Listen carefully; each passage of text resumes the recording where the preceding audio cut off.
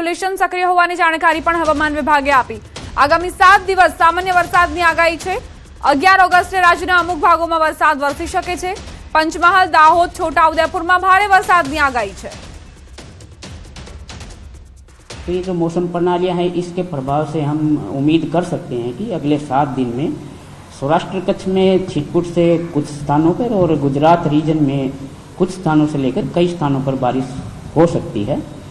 इसमें जो low pressure area है उसके प्रभाव से हम दिवस 3 यानी कि 11 अगस्त को हैवी रेन भी एक्सपेक्ट कर रहे हैं, आइसोलेटेड हैवी, जिसमें कि जो हमारे डिस्ट्रिक्ट्स हैं पंचमहल, दाहोद, छोटाउदेपुर और अरावली, महिसागर, इन जो डिस्ट्रिक्ट्स हैं इनमें आइसोलेटेड छिटपुट स्थानों पे भारी वर्षा हो सकती है। राज्य में सरेराश 491.2 mm वरसाद नोंधायो छे। राज्य में सामान्य करता 9% વધુ વરસાદ ખાબક્યો। સૌરાષ્ટ્રમાં 13% ઓછો વરસાદ નોંધાયો છે। सौराष्ट्र कच्छ में 9% कम हुई है, 13% कम हुई है और ओवरऑल देखें तो पूरे गुजरात राज्य में 9% बारिश ज़्यादा हुई है नॉर्मल से अभी तक का। और अगर अगस्त की बात करें तो अगस्त में सौराष्ट्र कच्छ में भी लगभग 41% ज़्यादा हुई है बारिश। ऑगस्ट में वरसाद अंगे अंबालालनी आगाही। साइक्लोनिक सर्क्युलेशन सक्रिय है। गुजरातना भागों वरसादनी शक्यता रहेशे। 9 અને 10 ઓગસ્ટે सामान्य वरसाद वरसी शके छे। दक्षिण और उत्तर गुजरात में वरसादनी संभावना। दक्षिण सौराष्ट्र में पण वरसाद पड़ी शके छे। 10 અને 11 ઓગસ્ટે पूर्व भागों में वरसादी झापटानी शक्यता। 9 થી 12 ઓગસ્ટે राज्यना કેટલાક ભાગોમાં વરસાદી ઝાપટા રહેશે। જન્માષ્ટમી આસપાસ વરસાદી ઝાપટા રહેશે। પાટણ, સમી, હારીજ, સાબરકાંઠા, વાવ, થરાદ, બનાસકાંઠા, અરવલ્લી, પંચમહાલ, દાહોદ, વડોદરા, અમદાવાદ, ગાંધીનગરના ભાગોમાં વરસાદી ઝાપટા વરસવાની સંભાવના। દક્ષિણ ગુજરાત, દક્ષિણ સૌરાષ્ટ્રમાં પણ વરસાદની શક્યતા છે। ગુજરાતમાં સરેરાશ સામાન્ય કરતા વધારે વરસાદ નોંધાયો છે, પરંતુ સૌરાષ્ટ્ર અને કચ્છની વાત કરીએ તો ત્યાં સામાન્ય કરતા ઓછો વરસાદ છે। ઓગસ્ટ મહિનામાં કેવો વરસાદ રહેશે તે જાણીશું। આપણી સાથે છે હવામાન નિષ્ણાંત અંબાલાલ પટેલ। કાકા, ઓગસ્ટ મહિનામાં હવે કેવો વરસાદ રહેશે? ઓગસ્ટ મહિનામાં વરસાદ અંગે જોવા જઈએ તો લગભગ ઉત્તર ગુજરાત તેમજ પાટણ, સમી, હારીજના ભાગો, બનાસકાંઠાના ભાગો, વાવ, થરાદના ભાગો અને સાબરકાંઠા અને અરવલ્લીના ભાગોમાં મુખ્યત્વે વરસાદ રહેવાની શક્યતા રહેશે। કારણ કે લો પ્રેશર એક બન્યું છે ઝારખંડ આજુબાજુમાં, તેની અસર ઉત્તર પૂર્વીય ભારતના ભાગોમાં થવાની શક્યતા રહેશે। અને તારીખ 12 સુધીમાં મધ્ય ગુજરાતના ભાગોમાં, અમદાવાદ, ગાંધીનગરના ભાગો અને વડોદરાના ભાગોમાં વરસાદની શક્યતા રહેશે। સુરત વગેરે ભાગોમાં અને દક્ષિણ સૌરાષ્ટ્રના ભાગોમાં વરસાદ ઝાપટા પડવાની શક્યતા રહેશે।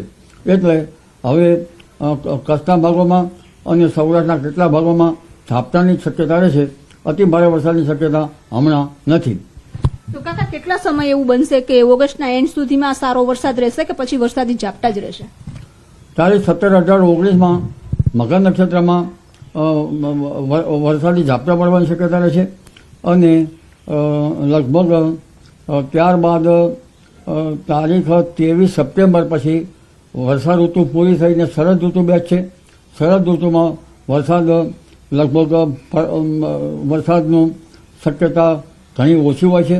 જ્યાં ડુંગર આકારનો વરસાદ ચડે ત્યાં પડતો હોય છે, એટલે પર્વત આકારનો મેઘ જ્યાં ચડે ત્યાં પડવાની શક્યતા રહેશે। પણ 23 સપ્ટેમ્બર બાદ સૌરાષ્ટ્રના ભાગોમાં પણ સારા વરસાદ ઝાપટા પડવાની શક્યતા રહેશે। દક્ષિણ ગુજરાતના ભાગોમાં પણ સારા વરસાદ ઝાપટા પડવાની શક્યતા રહેશે અને ગુજરાતના ભિન્ન ભિન્ન ભાગમાં પણ સારા વરસાદ ઝાપટા પડવાની શક્યતા રહેશે। સૌરાષ્ટ્રમાં વરસાદ ઝાપટા પડવાની શક્યતા રહેશે, કચ્છના ભાગમાં વરસાદ ઝાપટા પડવાની શક્યતા રહેશે અને ગુજરાત સૌરાષ્ટ્રના ભાગોમાં વરસાદ ઝાપટા પડવાની શક્યતા રહેશે। પરંતુ આ વરસાદી ઝાપટામાં કંઈક અંશે પાકને જીવતદાન મળવાની શક્યતા રહેશે। મઘા નક્ષત્રનો આ વરસાદ સારો હોવાની શક્યતા રહેશે। એટલે ઓગસ્ટમાં એકંદરે વરસાદનું પ્રમાણ કંઈક ઓછું આવ્યું તેવું જણાય છે।